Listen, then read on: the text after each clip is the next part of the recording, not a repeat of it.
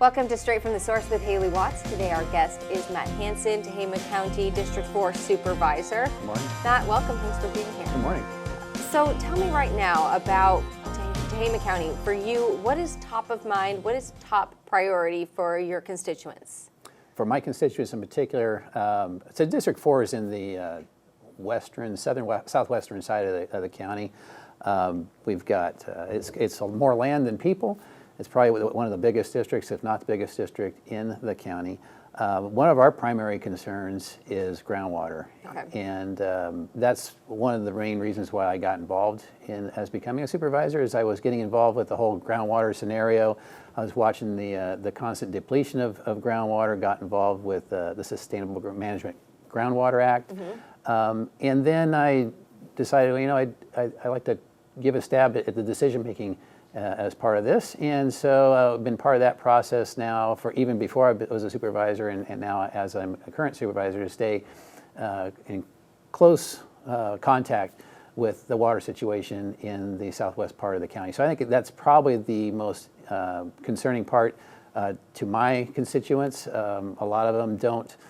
As long as the water comes on when they pump it, they're good. But as soon as they start to have trouble, then it's going to be significant. Their next drought cycle is going to be a problem. Right, and I mean that's part of California's history. Is we have years of drought. We have very wet years, and then long stretches without a ton of rain. And you know, I think that one of the big differences, though, that we've seen over the last few decades is these bigger agricultural companies, and they have the ability to drill wells so much deeper than your run-of-the-mill rancher or homeowner who has just a normal well. Exactly.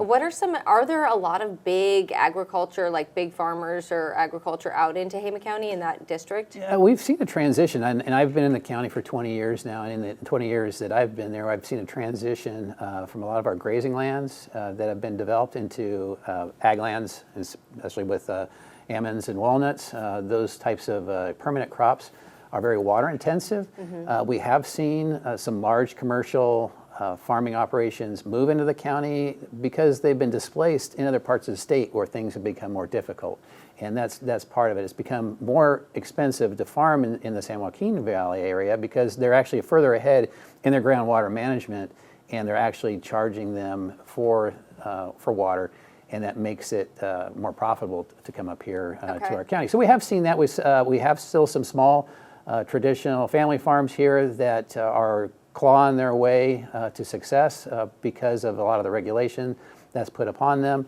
The Sustainable Groundwater Management Act is going to introduce more regulation and possibly more expense to our family farmers. Yeah. I think it's important to protect our legacy farmers in the county. And in some of the things that I've recently brought up, was actually a stopgap measure from larger farms coming into the area and impacting our groundwater that we all depend upon, and preserving those legacy farms down the road. How do you think things are shaking out with SGMA at the local level? Because I know that a lot of people love the idea that there are people who are like on these groundwater sustainability agencies. There are local people who get involved, right, and they have seats. But that there's so much money that's being paid into just the overhead and the cost to just run it, not even going into the water conservation projects, right? Absolutely, yes.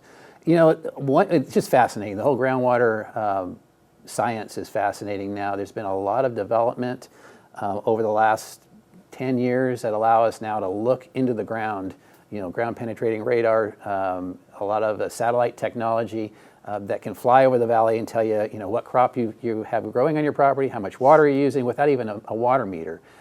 So that has given us a better view of what's going on in actually real time.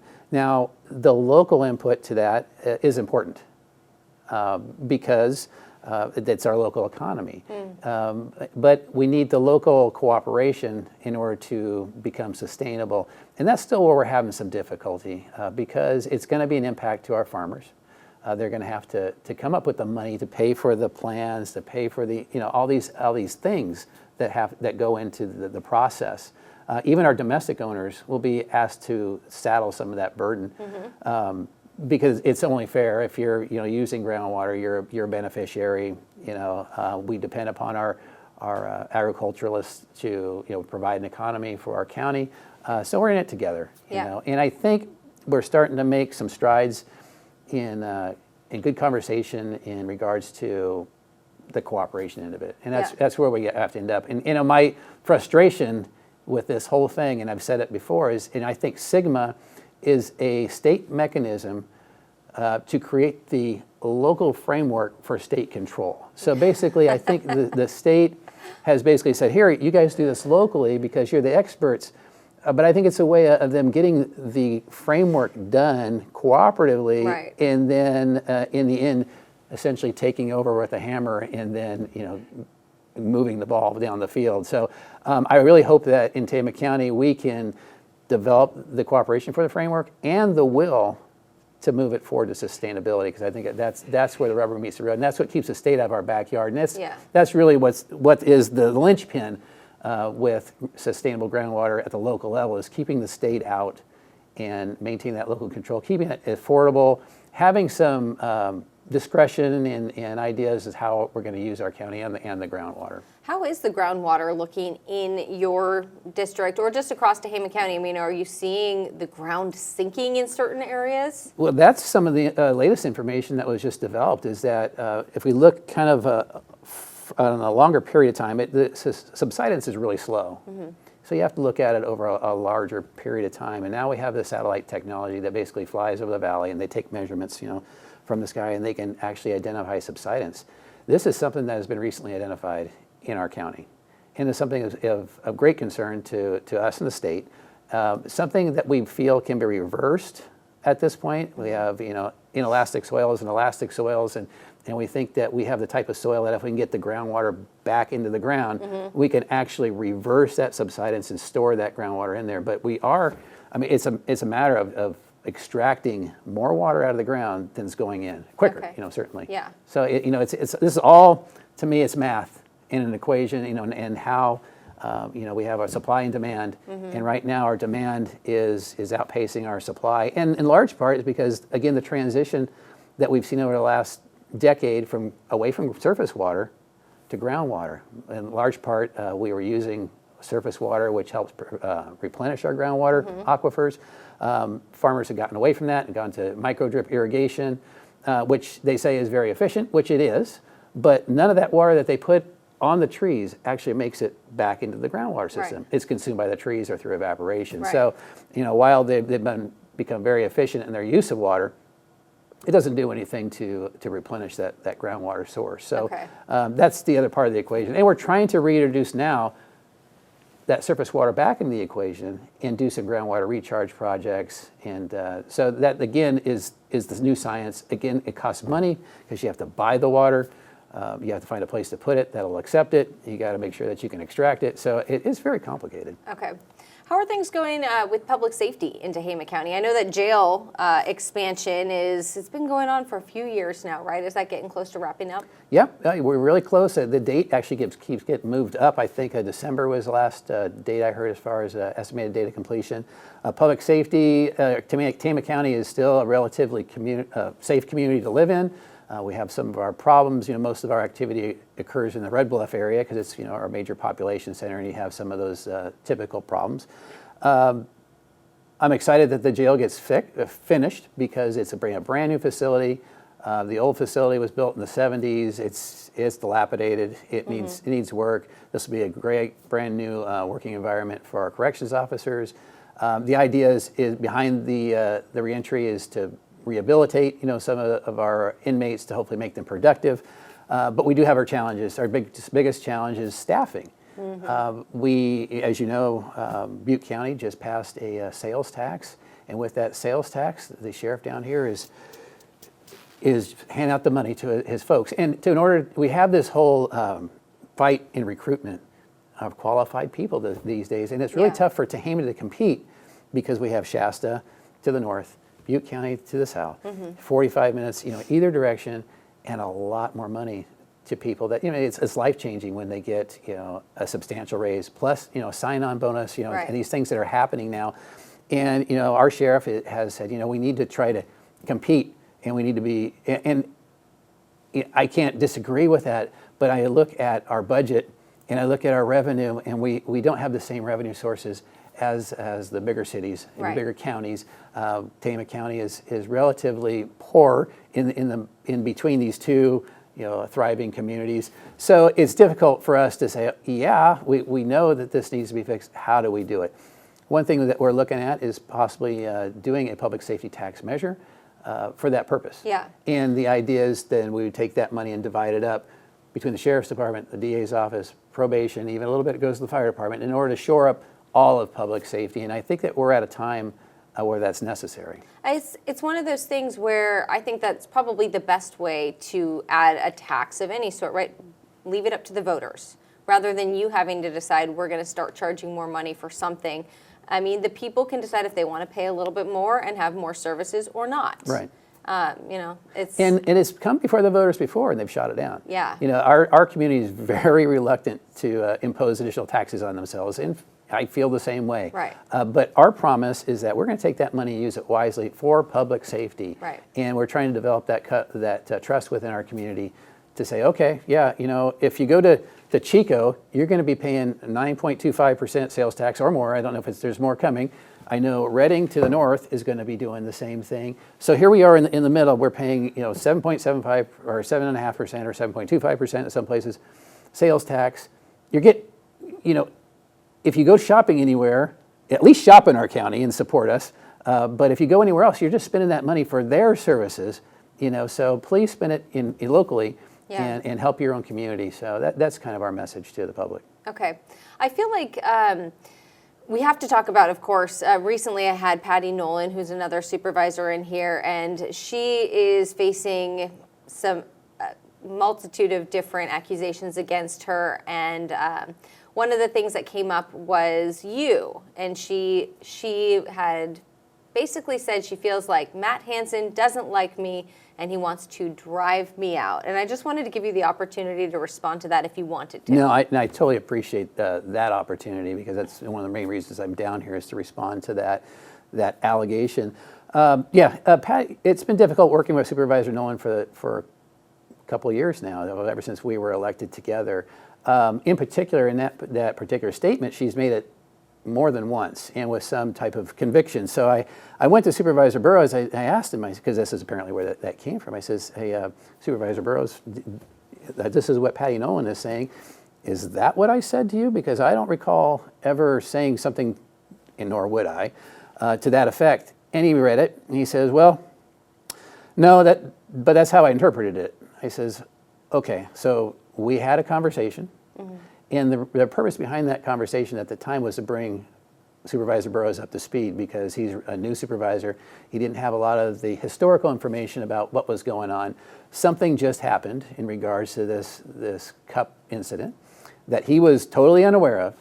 And now the narrative was getting out there that this was, Pati was creating her own narrative. Supervisor Nolen was creating her own narrative, which wasn't correct. And as being witness to those events, I wanted to make sure that Rob had the correct information. And so I gave him that information, plus I gave him some additional historical information. And while I dumped all this information on him, he probably interpreted it as that, hey, this guy's out to get her. And in all fairness, maybe I could see it that direction, but that is not the case. As I mentioned, it's been difficult working with Pati. I don't want to come down here and try her in the court of public opinion because she'll have her day in order to answer to some of these things that have occurred. Are you aware of who brought up the concern about that day that the police were called that she might have been drinking? Was that something that is very evident to everyone in the room? Was there a discussion about it? Yes. Yeah, again, I'll say I'm Yeah. direct witness to the events that transpired. I have certain training and experience from my prior history as being 25 years in law enforcement. Discovery was made at that time. An odor of alcohol was detected, and there was concern about her ability to drive. Now, a decision was made, and a phone call was made based upon that, and I feel that was an appropriate decision. This is something that the sheriff is apparently investigating, even though the Red Bluff Police Department has declined to investigate it based upon the facts. I don't know exactly what direction he's going there, Yeah. but I feel confident that what we did was the right thing, and given the circumstances.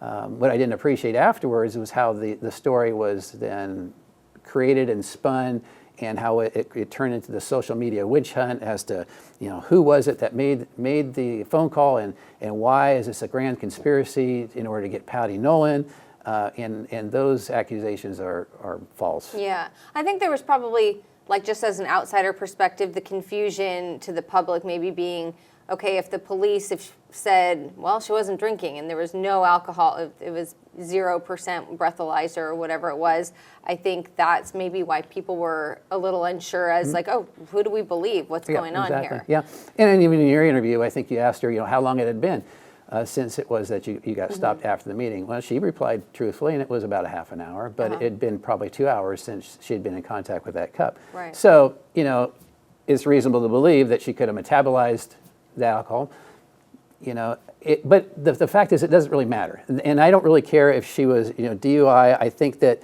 again, based upon the circumstances and the facts at that time, the phone call was appropriate, the stop was appropriate, she blew zeros, and that happens every single day. Yeah. And that's part of, if you are a citizen and you suspect somebody drinking alcohol, do you have a moral obligation to make a phone call and say, hey, I'm not sure, but I saw her, this guy drinking from a beer can while he was driving in traffic. Can somebody, here's the plate number. And had she not been stopped, then none of this would have occurred. And it was just kind of like, hey, by the way, this is what happened, or what we believe might be occurring, and it just happened to play out that way. In your time as a county supervisor, have there been any other incidences where you've suspected, be it her or somebody else, of being under the influence, or was this the first time? This was the first time. Okay. And it was kind of a shock, yeah. Yeah, interesting. Okay, so, and moving forward, how has the dynamic been? Because as county leaders, first and foremost, your duty is, of course, to the constituents, to taking care of business and not having personal things come up. But we all know it's easier said than done, right? To set aside personal tiffs. How have things been? It's been tough. Yeah. And again, I'm business. When I try, I don't bring in personal information, history. Everything I look at is by the facts. I'm analytical. I try to make a decision that's best for the county, regardless of what's going on. But it's been frustrating, and the biggest frustration, I'll give you this analogy, is in some of our closed session types of discussions and what occurs afterwards. So, if you allow me, I want to just make an analogy and bring you into the process and see if you can sense the same level of frustration. So in our closed session, you're a supervisor now, and we've got 3 other supervisors here, and our county council sitting at the table. This is a locked room, and nothing that's said inside this room is supposed to go outside this room without the 5 of us agreeing that it's supposed to be released. Now we've got a glass of water on the table, and we're here to talk about this glass of water and the characteristics of the water and come up with a decision. I think the glass is half empty. You say it's half full. Now, as a supervisor, we should be able to have a discussion about this glass of water. And I can say, well, Haley, because of this way, I think that this is half full, and that's just kind of how I feel. And you say, I disagree. I think it's half empty because of X, Y, Z. Okay, we may disagree, but we may be able to find some common ground and at least agree it's a glass of water, right? Right. Okay, so a decision is made, or we're coming up with a decision. Well, now you have another supervisor that says, no, that's a bucket of dirt. No, it's clearly a glass of water, and that's what we're talking about here. No, that's a bucket of dirt. County council, can you give me some advice as to what this is in the center of the table? Well, that's clearly a glass of water. Okay, well, I'm not a lawyer, but it looks like a glass of water to me. The lawyer says it's a glass of water. It's probably a glass of water. Let's go with that. Let's make a decision. We come up with a majority, and we say, the glass is half full. Okay, and you're okay with that because it really doesn't matter, and it doesn't change the fact that it's a glass of water, right? Right. Okay, so we move with that decision. Well, after this meeting in social media, we hear chatter from a social media group that we were talking about a bucket of dirt. Well, we clearly know that this was not a bucket we were talking about. We were talking about a glass of water. But yet it gets spun up in the back channels about this topic we were discussing, and it was totally different. And that county council calls it a glass of water, but and to this person it was clearly a bucket of dirt. Right. So, being that this information was talked about in a closed session, you or I cannot then go and correct that information. And that becomes frustrating because we know what was discussed here Right. and in the direction what occurred. And now it's totally gone off the rails in this other direction. And that information tends to snowball with more information. And that person may have clearly thought that that was a bucket of dirt and that was their perspective and that the decision you and I made about the glass of water was wrong because it was a bucket of dirt. So that has been some of the frustration that I've had as a supervisor in some of these conversations and perspectives with a particular supervisor, just because we cannot come to, and some of these discussions have been quite loud and emotional and to the point to where they're almost disruptive and it clearly heard from another room outside the closed door. So that's not what I consider conduct, becoming a county official that is tasked with, trying to navigate, problems in a constructive way and have good conversation.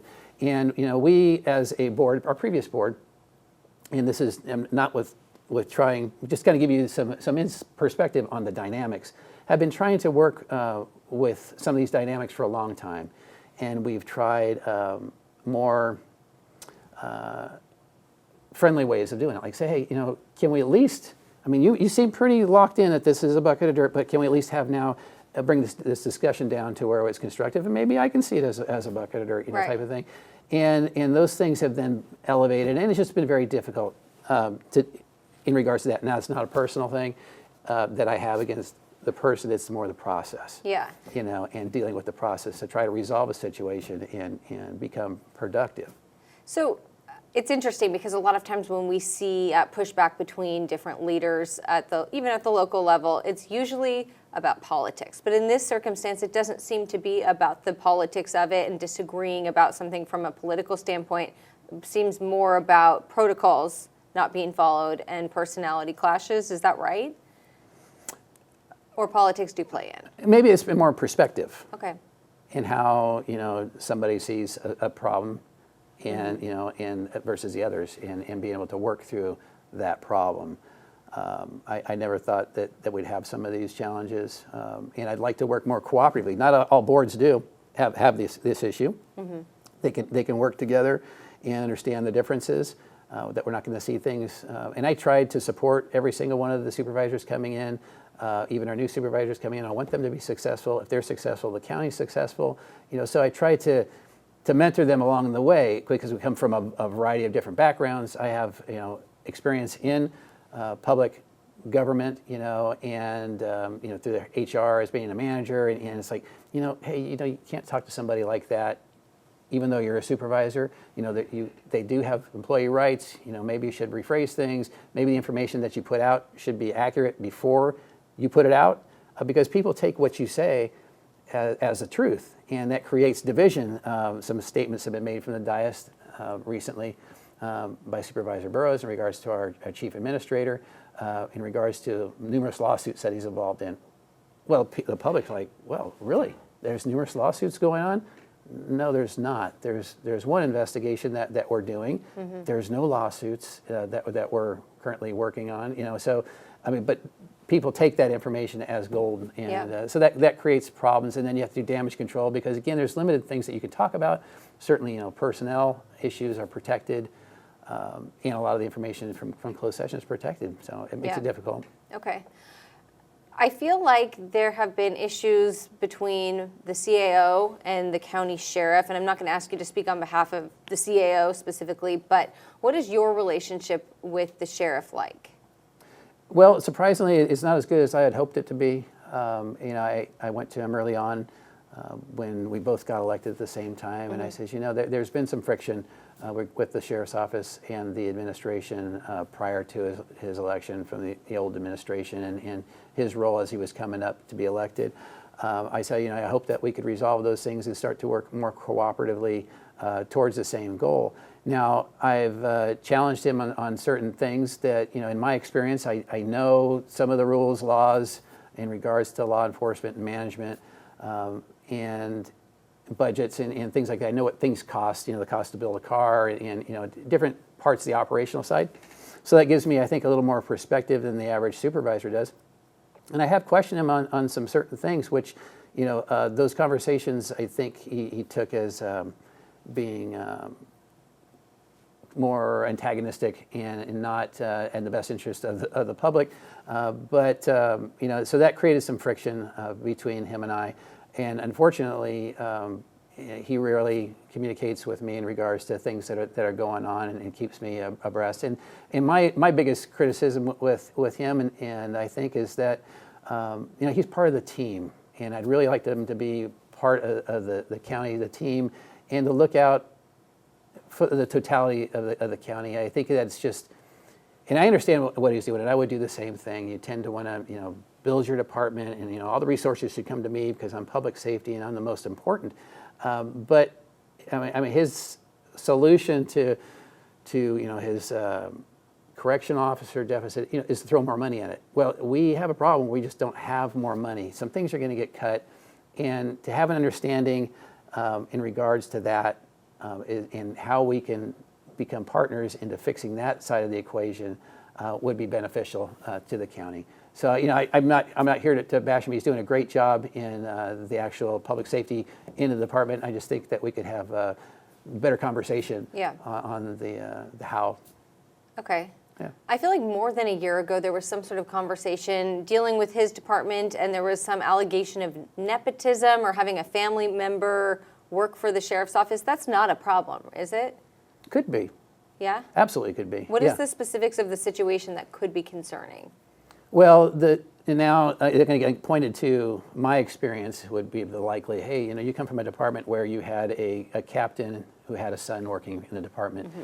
Well, it's important that, first of all, let's see, if you're the department head and you have somebody a family member that works under you, it creates problems of favoritism. There's going to be the obvious, real or perceived concern that person is getting treated differently than somebody else. And you would set yourself up for potential failure down the road by it's just not a wise decision. There's a county policy that says you shall not, and that's for that reason. But you can see there's a whole line of problems that come from that in regards to how that person, let's say the person did something wrong, now there was discipline. Mm-hmm. Well, the way we worked in my previous department that was walled off. There was a layer still below the chief, who is the ultimate decision maker over that lower line employee. And this process, the sheriff is the ultimate hiring and firing authority for his department. Is he going to fire his own son or daughter, based upon their behavior? Maybe, but will there still be, the thought of they were treated differently, amongst the employees? So it's just, to me, he's a sheriff. He can do what he wants, but he certainly risks some of these internal problems created by this situation, and that's why there's a policy for it. Yeah. Okay. So you've referred a couple of times to your background in law enforcement. Tell me more about that. Yes, I started my law enforcement career. Actually, I was a fireman first, okay. Which is interesting, I guess, because some people, they usually go the other way from law enforcement to the fire service. But I started out in the fire service as a volunteer fireman when I was still in high school, became an emergency medical technician, later went to paramedic school, became paramedic, got a job with CDF at the time as a firefighter paramedic for our local suburban community. San Diego Fire? It was actually CDF. CDF. Sorry. It was Cal Fire now, but it was CDF at the time. And I've always had an interest in law enforcement. One of the guys that I worked with closely went through a Sheriff's Reserve Academy, and I thought, well, that's something I'd like to try. And I asked my boss at the time, says, I'd kind of like to try this thing out and become a reserve sheriff's deputy.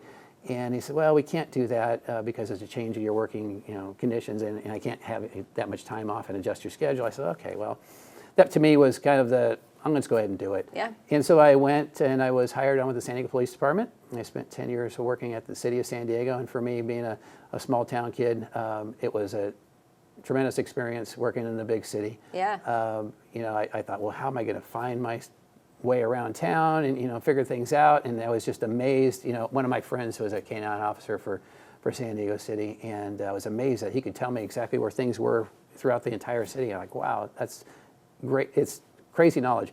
Anyway, I enjoyed the career there. married not my high school sweetheart, but we grew up in the same town.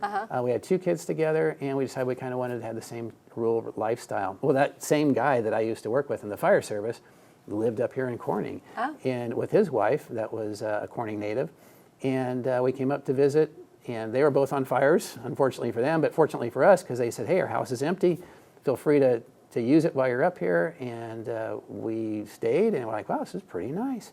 And he said, well, the parcel next door is still for sale, and we decided to buy it and move up here, and that's how we ended up here in the North State. But upon moving up here, I had a job with the Chico State Police Department as a sergeant for about 5 years. I then taught at the Institute of Technology for a couple years. During the crash, I actually ended up losing the economic crash, got laid off from Chico State. So then I went to work at the Institute of Technology teaching criminal justice and emergency response management before I was able to get back into law enforcement, I think in 2011 at the Red Bluff Police Department, and then I retired from there as a lieutenant. Okay, so in San Diego, you were like a patrol sergeant, like were you out basically on the streets? Mostly like on the streets. I was a SWAT officer down there as well as a collateral duty, and worked a pretty heavy gang neighborhood.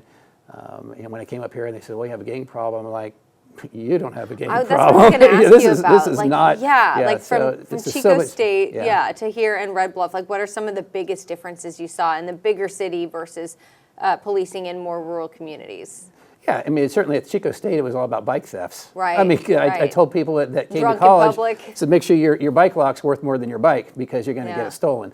And that was just a common thing that we dealt with there. You know, it really, working the weekends, because we're in the downtown area, it was a lot more real policing. We had, a lot more crime and people that would come up to the area and prey on our college students.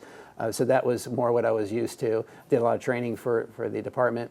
And then going back up into Red Bluff was an interesting experience because now I went from the big city into the smaller departments, and you wear a lot of hats in these small departments, and you get a lot of experience that you wouldn't normally get as a patrol officer. And so I don't think that if I would have stayed at San Diego, that I would have had the variety of experiences that I got.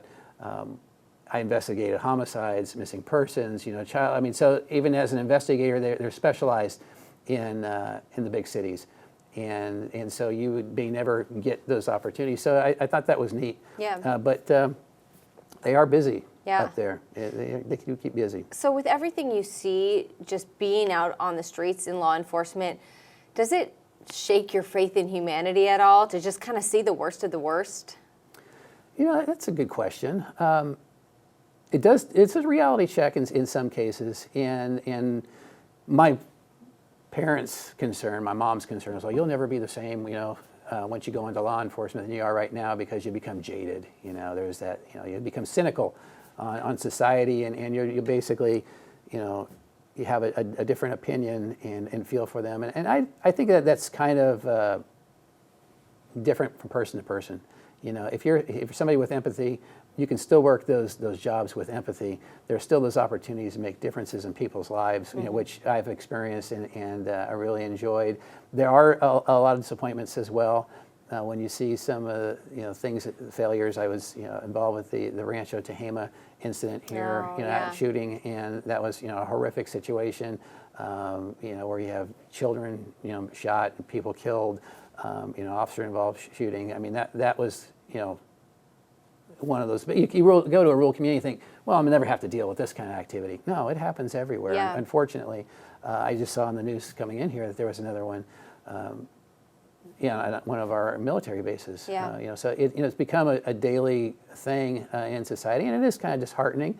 But I think a lot of that has to do with the breakdown on how we raise kids these days. Yeah. Their social interactions, the inability just to talk to somebody face to face is all through the phone, through text, and these conversations are just terrible sometimes, that people just attack one another and they feel either the need, desire, I don't know what, I see this even as a supervisor, and I think that's probably one of the things that's most astounding is that in my 25 years of law enforcement, I probably get beat up more by the public as a supervisor than I ever did in law enforcement.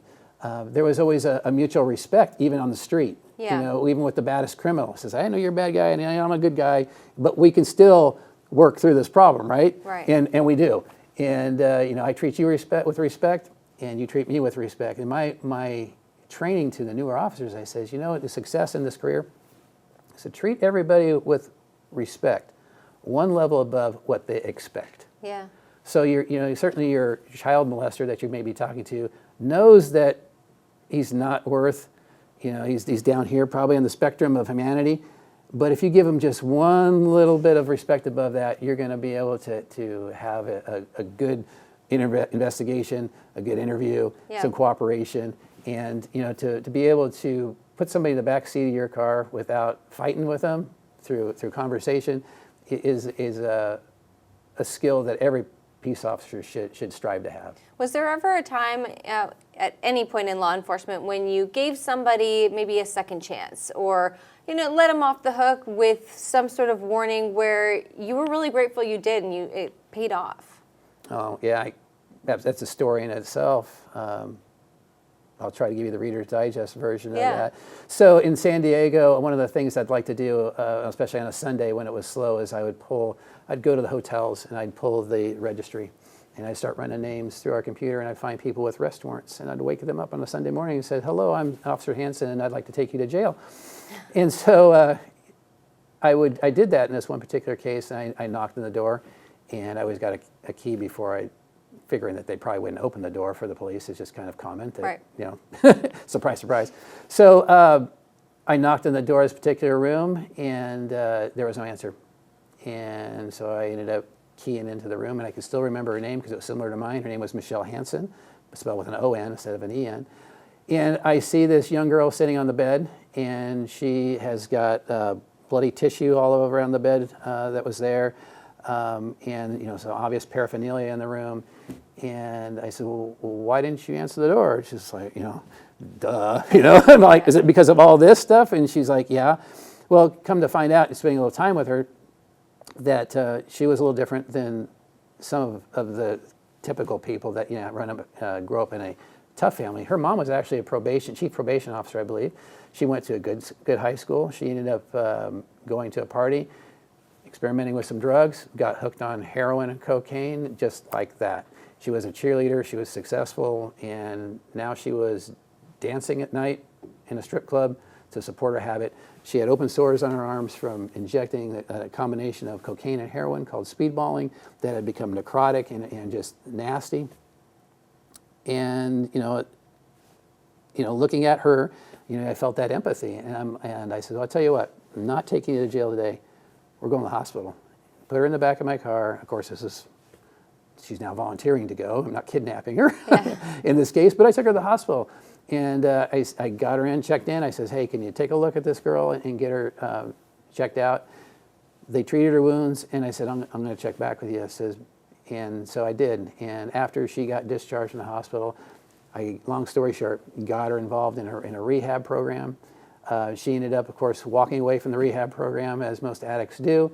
Ended up finding her again and getting her back, all the time holding this warrant kind of basically over her head. Because, you know, some people, you know, going to jail, it helps. I mean, especially back then, we could lock a lot more people up than we can now. So there was a lot more of incentive and a hammer that we could use in order to affect some of these changes, which unfortunately Prop 36 is pretty much screwed up, but that's beside the point. But in this case, I was able to hold this warrant over her head and gain some compliance and finally get her into this rehab. And I think she was able to get sober enough to get back on her feet. And I'd lost contact with her for some time until I got a letter from her mom. And her mom thanked me. She's like, hey, you know, I really appreciate you intervening in my daughter's life. She had just gotten remarried. Her daughter was able to participate in her wedding. And it was like, wow. I mean, it was essentially a miracle in that sense. And so I felt good about that. I mean, it was truly a win. But, you know, what I could have done is simply taken her to jail and dropped her off and said, see you later, you know, like so many others.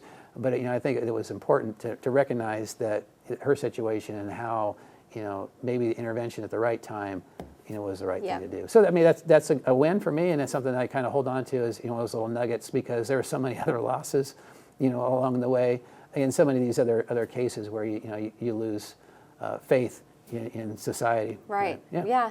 I mean, there's you hear those stories where people get sober after decades and decades of drug use, which contributes to mental illness. Yes. And then it's just somebody was in the right place at the right time. They said the right thing or did the right thing when they needed to hear it most, and their life changes. Right. And you realize, yeah, we're all people. We're all humans. Right. And it's, no, you're not a drug addict and a criminal. You're behaving like one.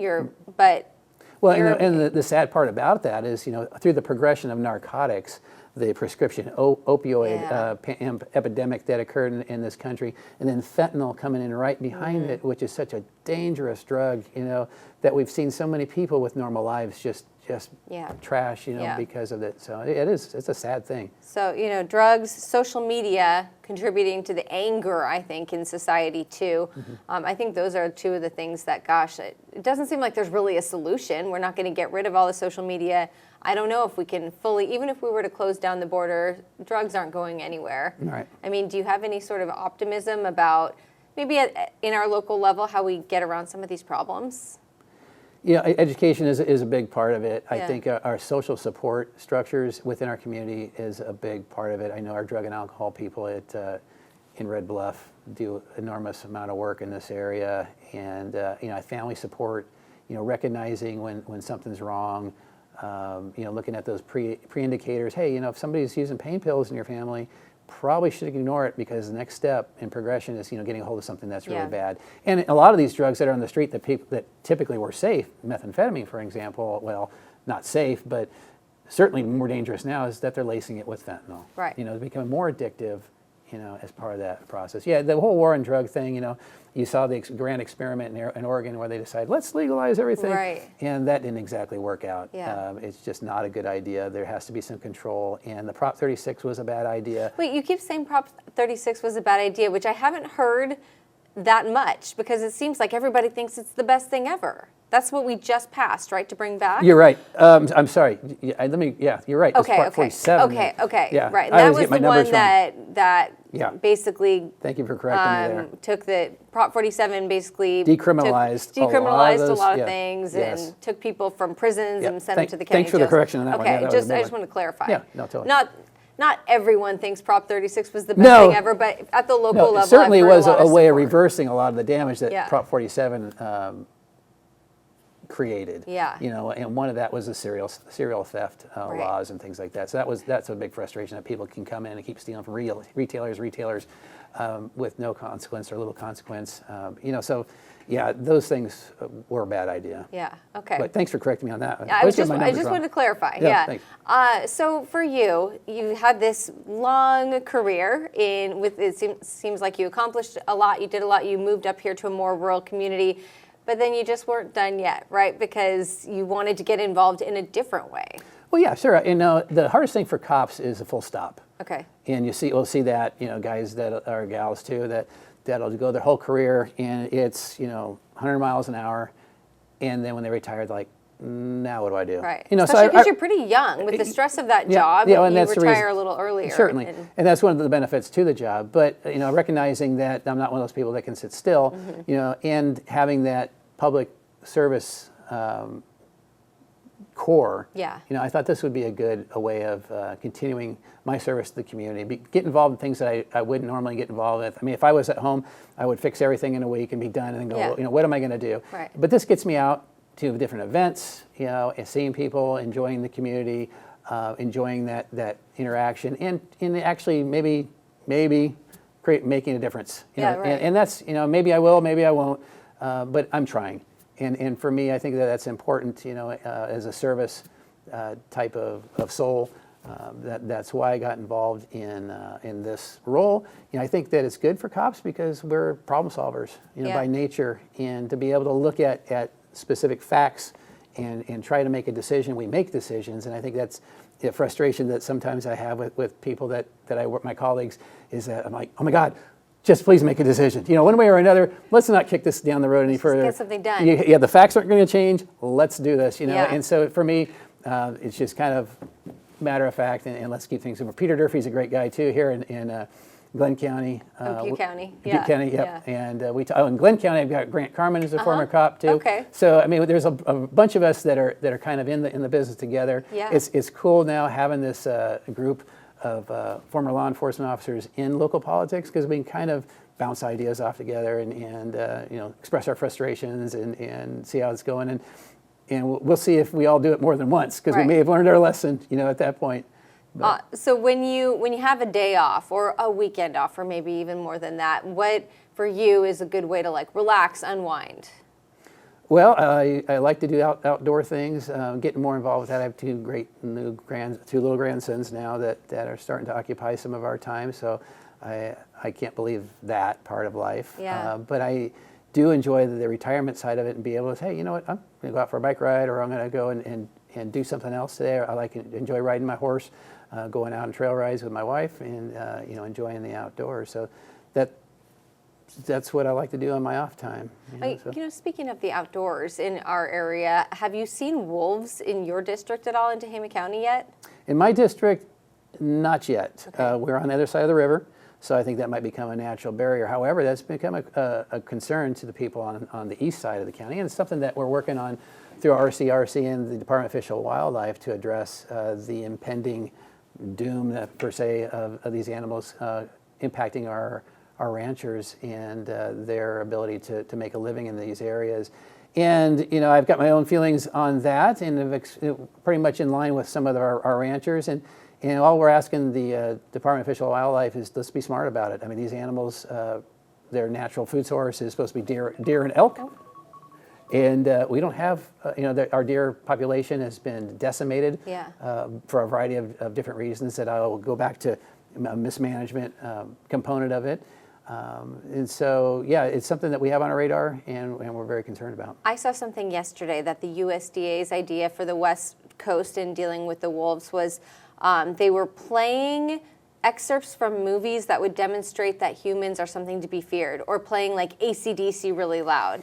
Have you seen any of that being implemented? That is definitely creative. I can tell you through my experience with coyotes is that the more pressure you put on them, the wiser they become. Yeah.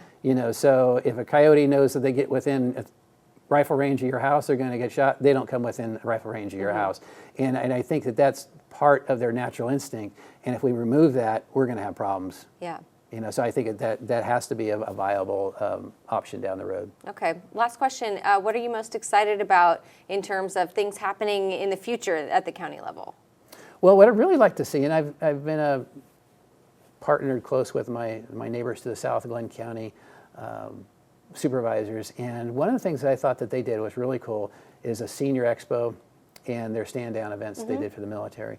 And I'd really like to get to the point where we can start focusing on those community-based types of activities that make our county better. Yeah. And certainly the feel, and develop that relationship that we need. That's so important, So I'd like to start working on that.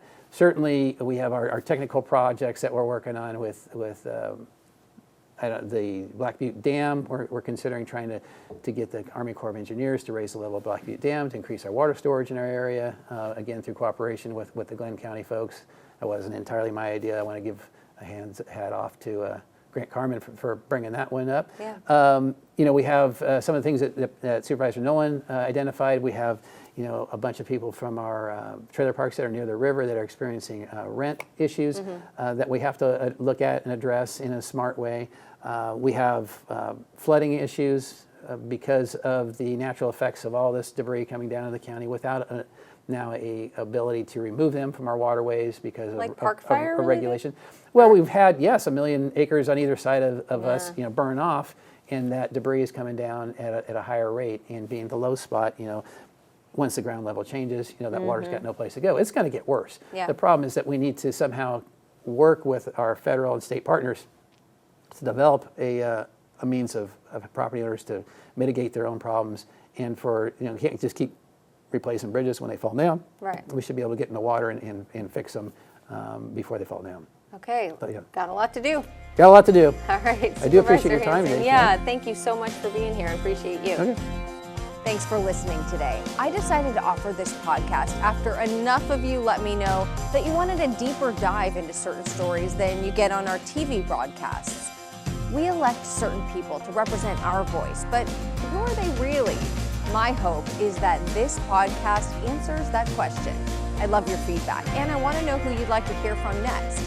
Just fill out that comment section and leave us a review on Apple Podcasts, YouTube, or Spotify.